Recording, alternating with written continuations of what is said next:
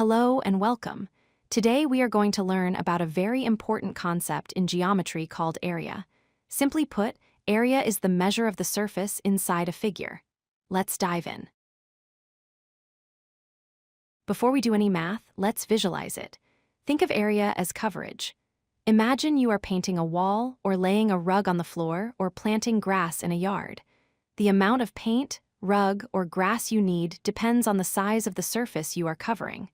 That surface size is the area. So how do we measure it? When we measure length, we use lines like a ruler. But area is two-dimensional. It has length and width. So we cannot just use lines. Instead, we use squares to measure area.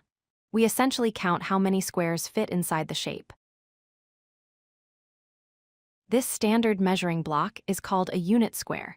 It is simply a square where every side is 1 unit long. The area of this single square is exactly 1 square unit. We use this as our building block for everything else.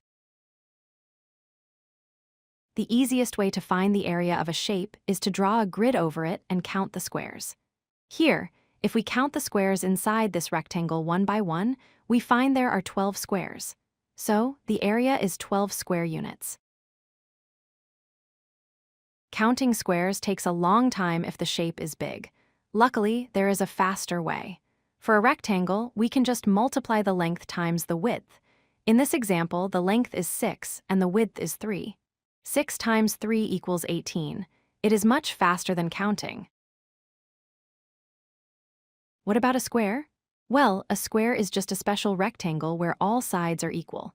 So instead of length times width, we say side times side. If the side is 5, the area is 5 times 5, which equals 25. Sometimes shapes are not perfect rectangles. In these cases, we can estimate the area by counting. First, count all the full squares. Then, look for half squares. 2 half squares make 1 full square. Add them all up to get your total area. Always remember to write down your units. Area is measured in square units, like square centimeters for small things like a stamp, square inches for a photograph, or square meters for a large room. The unit tells us how big the squares we counted actually are. Let's review what we learned.